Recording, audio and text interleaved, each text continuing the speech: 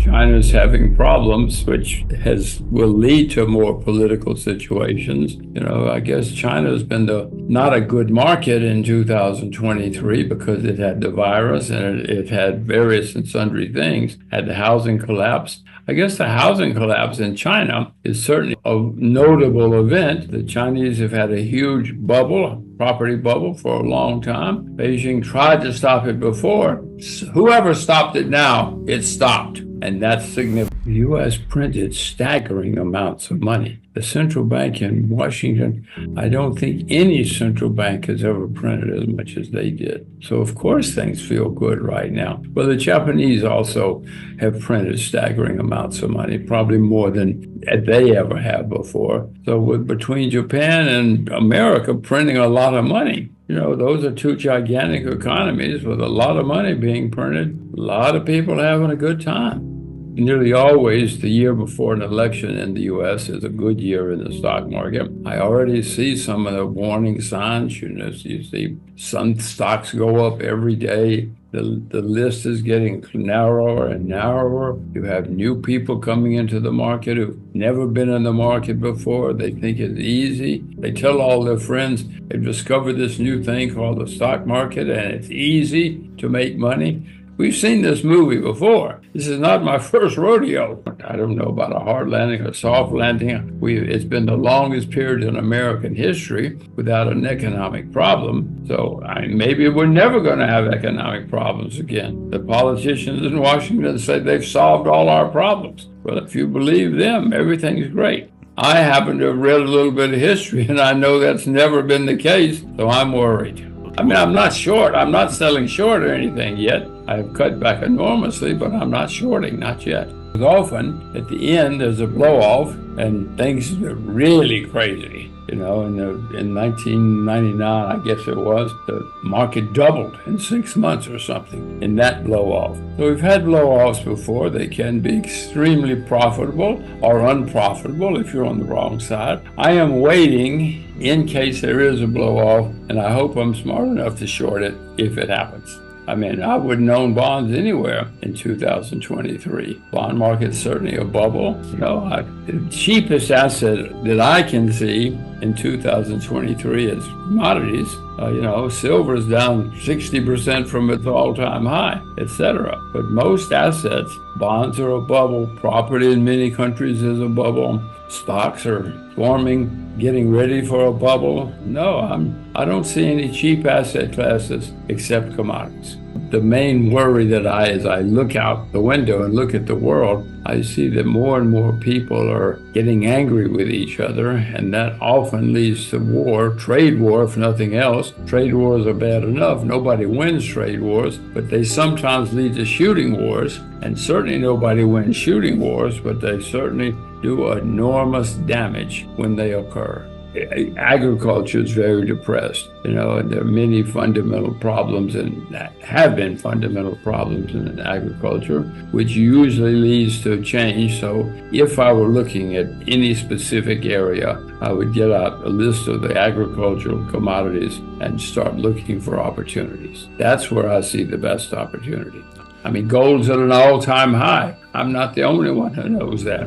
Oil's been very strong, etc., etc. Sugar is not very strong.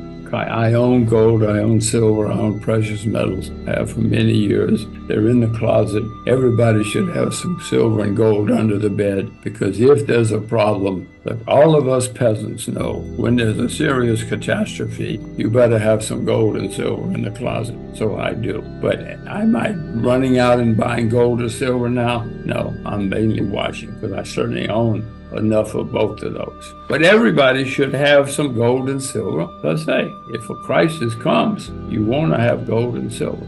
But the main thing is I'm looking for the blow-off, if the blow-off's going to happen. Historically, that's the way these markets end. We have a blow-off at the end. And if that happens, it's going to lead to opportunities for short sellers or opportunities for some people. So I worry because As I said before, it's the longest period in American history without a serious problem. So when the next problem comes, it's got to be very bad. Remember, 2008 was a problem because of too much debt. Look out the window. My gosh, the debt since 2009 is skyrocketed everywhere. Even China has a lot of debt now. China didn't have any debt 25 years ago, and so they could save the world in 2008. But now even China has a lot of debt. In Washington, Janet Yellen says, don't worry, we got it under control. We know what we're doing. We have figured out a way to solve all these problems. Now, Janet Yellen has degrees from two famous Ivy League universities, so if you believe her, wonderful. I happen not to believe her. I know we're going to have serious problems, partly exacerbated by Washington, but if you believe her, bye. I know that the inflation is not finished. Markets, go up, they correct, they go up, they correct. That's what's happened with inflation. Things feel better right now, and they are better right now, but no, inflation is not finished, and we're going to have more of it, and it's going to be serious. I hope you're worried. If you're not worried, you don't know what's going on.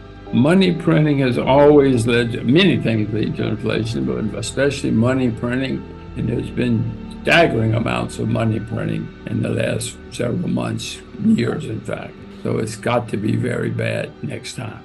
Normally, when the market comes to an end, the last high flyers are the best shorts. The Magnificent Seven, whatever they're called. The stocks that have done extremely well and that are very expensive. That, I hope, is where I'm smart enough to short next time around. I started investing in Uzbekistan, but that's not a big enough market to save all of us. There are not many markets. China's down. China's probably an opportunity. Japan has been going up finally. Japan will probably make new all-time highs soon for the first time in decades. But other than places like Japan, China, Uzbekistan, and agriculture, I don't see many things that are great opportunities that are very cheap. The Bank of Japan has been buying shares. They've been passing laws to encourage people to invest. All of these things have happened before, and when they happen, especially if you have a depressed market, the Japanese market made its high 35 years ago. That's not a typo. 35 years ago. And now the Japanese bank, the central bank, is buying. The new tax laws are good for people who buy shares. There are reasons to think that Japan may go up. Now, Japan has horrible problems, guys. Japan's had a declining population for 15 years now. The debt is skyrocketing. Unless something happens, there's not going to be a Japan in 50 years. China's had the virus, and they had a real estate bubble pop, a huge bubble pop. So China's had some problems, which is why the markets are down, which is why the economy has been slow. But most problems come to an end. I can see the end of the property bubble coming to an end. I think I can see some of the problems in the virus coming to an end. And if that's the case, China is not a bad place to invest because it's a huge economy and lots of people working very hard. But we usually have something that when we have a big recession or depression, something triggers it. There's no one thing. The press talks about one thing, but these things accumulate over time. More and more small things turn into big things. And the next thing you know, it's on the evening news. And everybody says, oh my God, Lehman Brothers is bankrupt. But things were already going bad long before Lehman Brothers went bankrupt. These things build up. If you look back at 2007, 2008, Iceland went bankrupt. If anybody knew, they didn't care. But it was one of the first steps along the way till eventually Lehman Brothers went bankrupt and we all said, oh my gosh, look what just happened. But Bear Stearns had gone bankrupt a few months before, etc. These things don't happen with one day, with one event.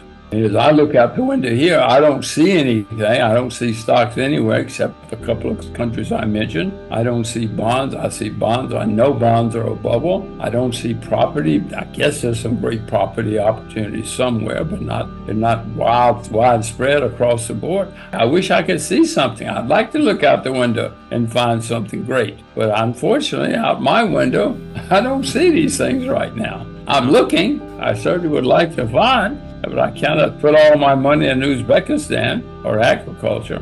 I remember 2008, and we had a big problem. Since 2008, the debt everywhere has skyrocketed. Japan, everywhere. So the next problem has to be the worst in my lifetime because the debt is just unbelievable. And it's happening all over the world. And I don't see how the next problem cannot be the worst in my lifetime. I mean, I'm not sitting here trying to scare you. I'm just looking at facts. And I see all this debt everywhere. It's got to lead to big problems. When it all comes to an end, somebody's going to suffer. I hope I'm not one of them. I would suspect agriculture. I mean, I own silver and gold and things, but I would suspect agriculture. I said sugar's down 60% from its all-time high. That's not a bubble. Most agricultural products have been suffering for a long time. The average age of farmers in America is 58. The average age of farmers in Japan is 69. I mean, nobody wants to be a farmer, and that's one of the reasons that there may be opportunities in agriculture going forward.